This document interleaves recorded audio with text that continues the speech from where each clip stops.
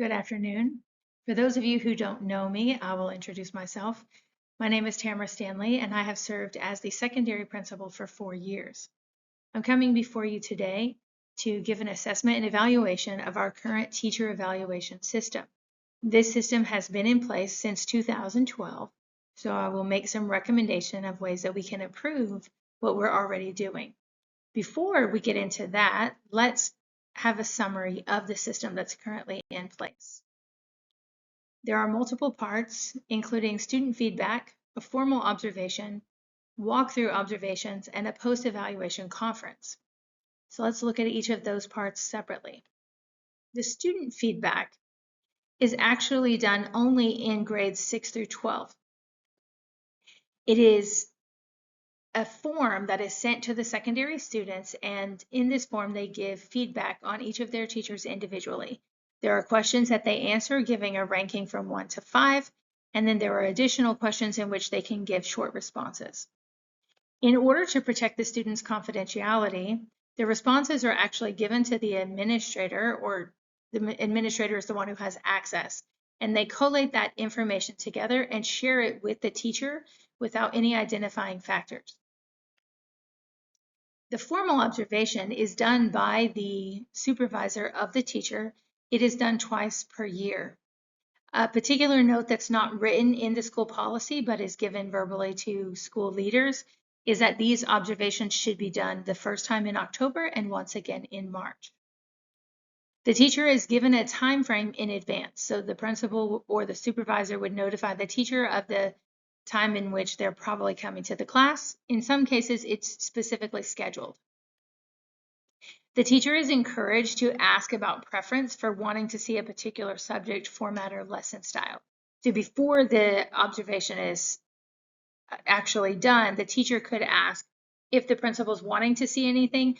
The teacher could also give suggestion of what they would like the principal to consider based on their own professional goals. There is a standard rubric used for all teachers. Written feedback is to be provided within 1 day. This is a specific criteria mentioned in the written policy. The teacher will receive the rubric and any comments within 1 day of the observation. Walkthrough observations are meant to happen multiple times. The policy simply says numerous. There's not a specific range or a number of observations. They're brief. There's no definition provided in the specific policy, but the general discussion is to stay in the classroom 10 to 15 minutes would be considered suitable. This feedback is provided via a Google form the same day that the principal or the supervisor was in the classroom. Again, the feedback from all of the observations is collated together, and when it is time for the staff member or the teacher's formal observation conference, then this information from the walkthroughs would also be included. The post-evaluation conference is what I've just mentioned. After the teacher has received their formal observations and the student feedback data is already gathered and the multiple walkthroughs have happened, the teacher and the supervisor would have a conference. This is arranged within 3 days of the observation. The feedback is provided from the rubric and all of the observation information as I already described. Questions and comments are discussed. The teacher can ask questions, the teacher can give feedback, they can push back on something, perhaps they feel like they can provide more evidence or at least discuss more evidence that might change what the supervisor has notated on the documents. And once that is completed, they set, between the supervisor and the teacher, they set their objectives or goals for the next evaluation. So usually every staff member will have 2 goals, and it may be that the supervisor has recommended a specific goal based on what they saw in their observation. It may be that the teacher has selected one or both of those goals. It is mutually agreed upon before the conference ends. So now I'd like to actually assess this process and point out various details about each part of it. So first of all, the philosophy and purpose statement. At the very beginning of the policy, there is a statement, and this entire document is available to all faculty at all times. Some negative information is that the purpose statement, the philosophy, is not connected to the student outcomes at all. It actually just says that any organization that is accountable to their stakeholders should do evaluation. So it's basically implying that the purpose is just to be accountable to the stakeholders.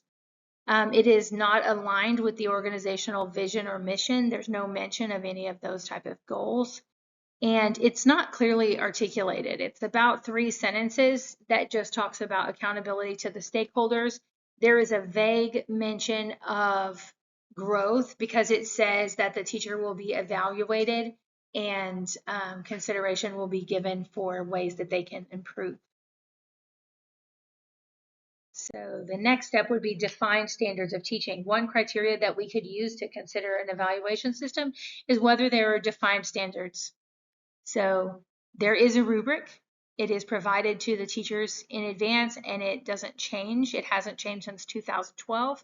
There are 2 sources for the description of what's included in this rubric, and it is mentioned here on the slide. You'll notice that both of these were in 2012, so well over a decade ago. Unfortunately, these particular sources are not actually related to any of our national or state standards. We don't have any required here in Cambodia. However, we do expressly state that we're an American school. So one negative about the sources identified is that they are both British sources. So that is a negative because it doesn't tie directly with any of our stated standards or goals. There's also no research-based standards identified. As I mentioned, the documents above are mentioned, but there's no link to them. There's no specific detail within the rubric that identifies where one specific article on the rubric ties to a standard. So it's just at the bottom in the footnote saying that these 2 sources were where this information came from, but there's no other details, no direct link to any of the sources. The procedures for the process, this is an area where there is more strength.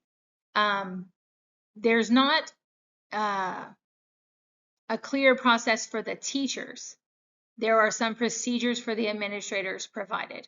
So the teachers are just informed of the process that the administrators will be using. They don't actually have much in the way of a role to participate other than just being observed and asking questions for clarification and then joining in the conference at the end.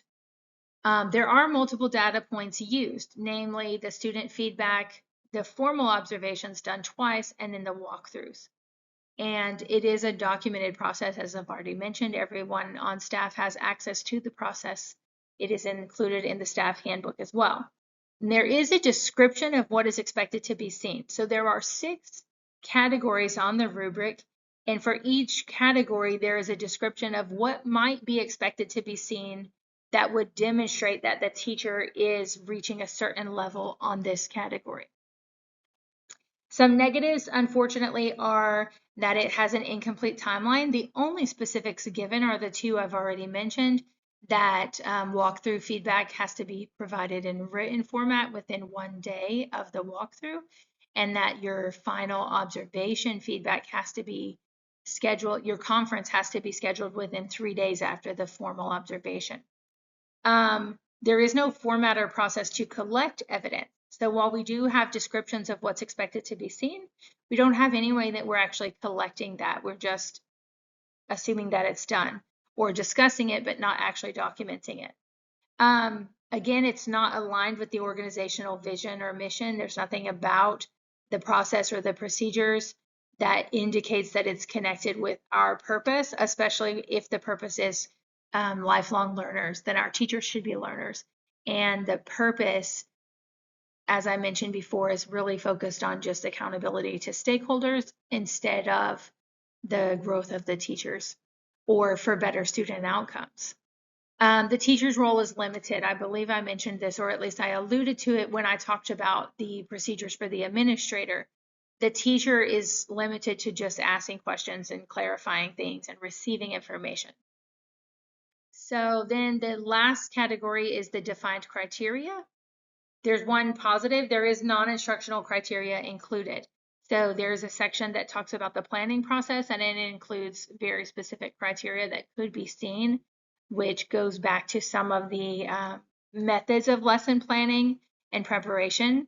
And then there's another section that talks about professional responsibilities. For example, is the teacher participating in collaboration, PLCs, things like that. There is completing your duties. Every teacher is supposed to participate in 1 or 2 activities per year, so that's on there.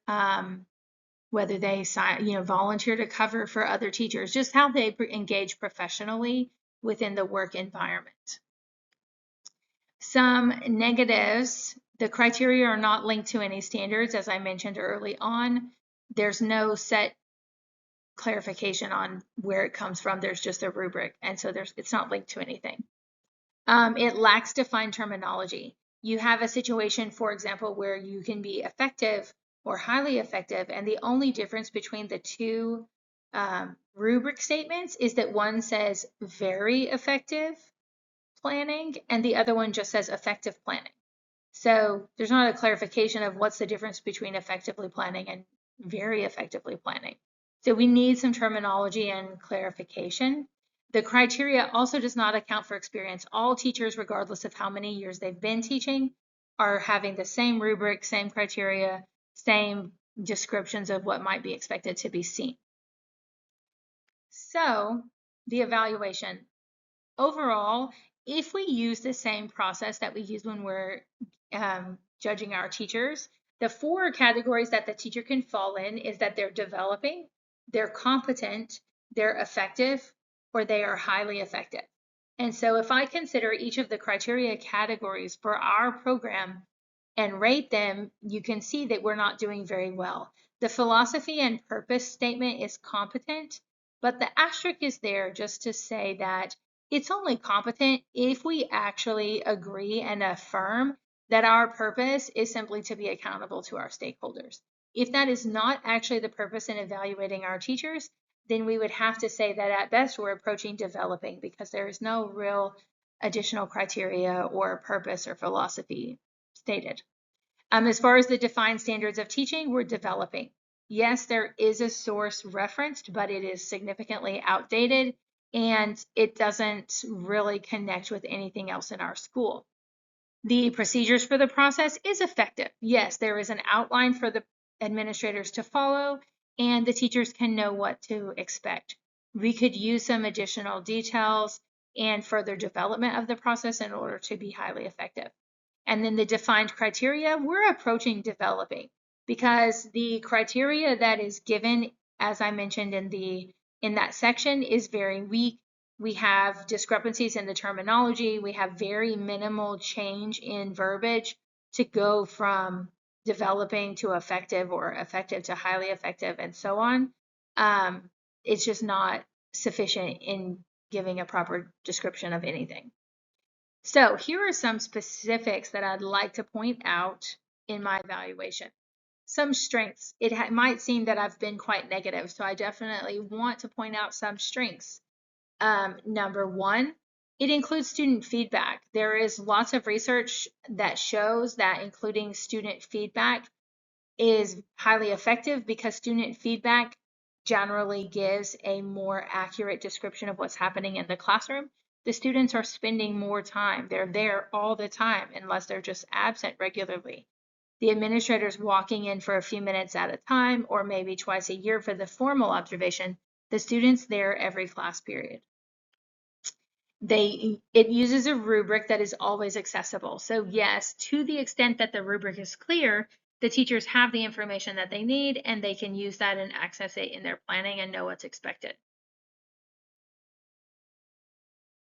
The responsibilities beyond the classroom is definitely a positive. I've already gone into that a little bit, but that is an area that we see as being a positive, because we don't want the focus to only be on what's happening when you're inside the classroom.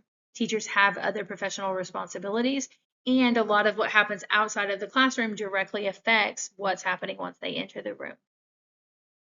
It sets a timeline for formal observation feedback. While there's not a timeline stated for when the observations happen, other than twice a year, and there's not a lot of other information about timeline, it is beneficial to the teachers for the statement to be included that says feedback must be arranged and the conference must be arranged and feedback provided within 3 days. Because we do know that feedback has to be timely in order for teachers to use it. And ending the conference by setting goals for the teachers is a positive thing. Personalized goals that they can work on does bring some variation for teachers based on their years of experience. So that is a positive of the system. Some areas for improvement. First of all, the combination of standards. It would be nice to have multiple sources. There are 2, but they both are British and both came out around the same time. So it would be desirable to have some standards that align with our own school standards that we use, some standards that align with our expected student outcomes. The next thing that would be nice is a collection of evidence. Perhaps this is an area where the teacher's role could be included because they could be gathering the evidence. They could be building a portfolio of digital or physical documentation or maybe reflections. So that's an area that their role can be improved, which actually teacher's role comes further down on the list, but it's connected with the idea of collection of evidence. The ranking system, we need more clear language between the levels and maybe even some examples and clear documentation of what would be effective or highly effective or just developing or competent. The purpose, align with the vision and the mission of the school, align with the student outcomes. This is a key area because it will happen and be more effective if there's a good reason why, instead of that we're just doing it to show our stakeholders that we did. The teacher's role, I already talked a lot about that when I was mentioning collection of evidence. I mentioned reflection processes. There's a lot of ways that teachers can be involved beyond just receiving feedback or asking questions from their supervisor. So that's an area where we could significantly improve the system. So that is my feedback. Again, I hope it didn't come across as just negative. My goal is to evaluate the system for what I believe would be the true reason why we evaluate our teachers, because we want to improve, we want to do better, we want to have research-based, evidence-based decision-making for the purpose of improving our student outcomes. So I appreciate your time and thank you for your consideration in allowing an update and a review process for the teacher evaluation system.